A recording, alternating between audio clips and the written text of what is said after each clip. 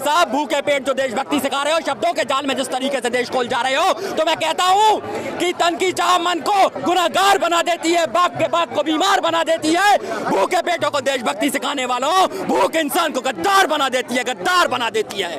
और ये क्रांति इंसान पर हो रहा है, इंसान को शोषण को रोकने का तरीका है जो हम लगातार कर रहे हैं और बॉर्डरों से आवाज उठा रहे हैं।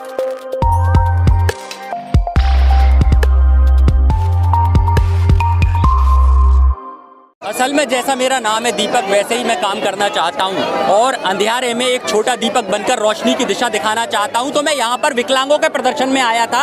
विकलांग जो प्रदर्शन कर रहे हैं, जो जिनकी आबादी देश में 11 करोड़ है, चूंकि किसान आंदोलन का पिछले 100 दिन से ज़्यादा हो गया सपोर्ट करता आ रहा हूँ, और मैंने देखा यहाँ पे कि आम जन की आवाज़ को किस तरीके से कुचल दिया गया है। आम जन का कोई राइट्स ही नहीं बचा। आम जन में अगर कोई व्यक्ति यहाँ बैठ जाए तो उसको पुलिस धक्के मार के भगा देती है। और भैया ये तो आंदोलन की सबसे ज्यादा पवित्र स्थली है, जहां पर 1 मिनट में मेनस्ट्रीम मीडिया का हुजूम बढ़ जाता है। लेकिन आप अफसोस की बात देखिए कि एक पार्टी दूसरे पर आरोप लगाती है, दूसरी पार्टी तीसरी पर आरोप लगाती है। आरोप प्रत्यारोप के दौर में आम जन और किसान मरता जा रहा है। किसान की आवाज कोई नहीं बनना चाह रहा। किसान को खाली मौखिक समर्थन दिया जा रहा है। अगर चाहे लोग मिलकर, सारी राजनीतिक पार्टियां मिलकर चाहे तो किसान को जंतर मंतर भी मिलेगा, किसान को रामलीला मैदान भी मिलेगा, पर किसान को बॉर्डर पर बांध कर रख दिया है। लेकिन मैं बॉर्डर से उठकर यहाँ पर इसीलिए आया हूँ ये बता सकूं कि सब एक हैं। सामने से पीछे से कोई कुछ भी बोलता रहे और कंक्लूजन ये है कि लोकतंत्र की हत्या कोई ज्यादा कर रहा है, कोई कम कर रहा है, पर लोकतंत्र की हत्या तो लगातार हो रही है।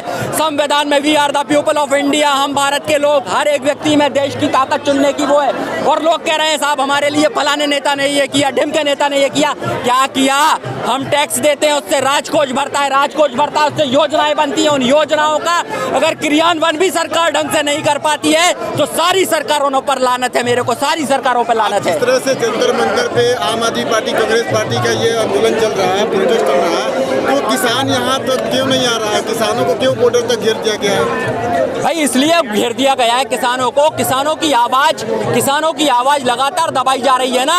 अगर विपक्षी दल मिलकर एक साथ दबाव बना दें तो बिल्कुल बनेगी। आप देखिए बाकी पार्टियों को भी प्रोटेस्ट करने का राइट है ना। यहाँ पर मैं वही कहना चाहता हूँ, ये सिर्फ ताकत की लड़ाई चल रही है, शक्ति की लड़ाई चल रही है कि किसके पास कितनी ताकत, किसके पास कितनी ताकत, ये हो रहा है। बाकी असल में रोटी की लड़ाई बॉर्डरों पे लड़ी जा रही है। जहां पर आप लोग आते हैं, हम लोग मिलते हैं लगातार इन चीजों को लेके, तो रोटी की लड़ाई है आज क्रोनोलॉजी को समझने का तरीका है कि भाई एक कंपनी आई थी जिसने देश को गुलाम बनाया था और मोदी जी आए जिन्होंने पूरी सरकार को कंपनी बना के खड़ा कर दिया है। मतलब फिर गुलामी की तैयारी है। जो 67 साल में नहीं हुआ वो 7 साल में करके दिखा दिया।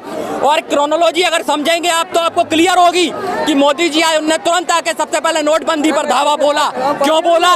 इसलिए बोला कि आप जो घर में पैसे रखे थे ना, वो सारे पैसे ले जाकर बैंकों को जमा कर दें। और बैंकों में जमा करने के बाद आपका पैसा कहाँ गया? कॉर्पोरेट जगत को माफ कर दिया गया। आप समझिए, अर्थव्यवस्था धड़ाम। इसके बाद दूसरा जीएसटी लेके आए, जो व्यापारी था उसकी अर्थव्यवस्था धड़ाम। इसके बाद अब भी उनको लगा कि कोरोना काल में जीडीपी किसने बचाई? किसान ने।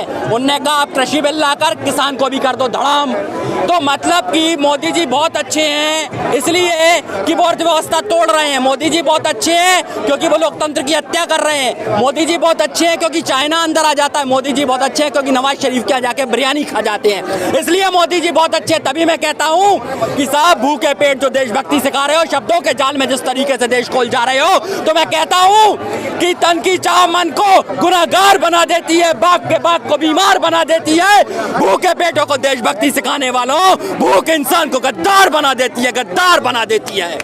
और ये क्रांति इंसान पर हो रहा है, इंसान को शोषण को रोकने का तरीका है जो हम लगातार कर रहे हैं और बॉर्डरों से आवाज उठा रहे हैं। और आज इस आवाज को हम यहाँ भी देखने आए और उन मैं विकलांगों की वैसाखी बनने आया क्योंकि भगवान ने मुझे दोनों पैर दिए, दोनों हाथ दिए हैं। लेकिन जो लोग मानसिक रूप से विकलांग हैं, आज वो विकलांगों की भी आवाज नहीं बनते, वो किसानों की आवाज नहीं बनते, वो मानसिक रूप से विकलांग। और ऐसों का कुछ नहीं हो सकता देश में। ये देश को गुलाम बना के छोड़ेंगे। आज देखिए महंगाई 2013 के पहले भी थी, लेकिन ये कहते हैं कि तब नहीं थी। तो भैया 2 चांटे अगर फलानी पार्टी ने मारे तो 4 तुम मारकर छोड़ोगे हमें? ऐसा नहीं होगा देश में।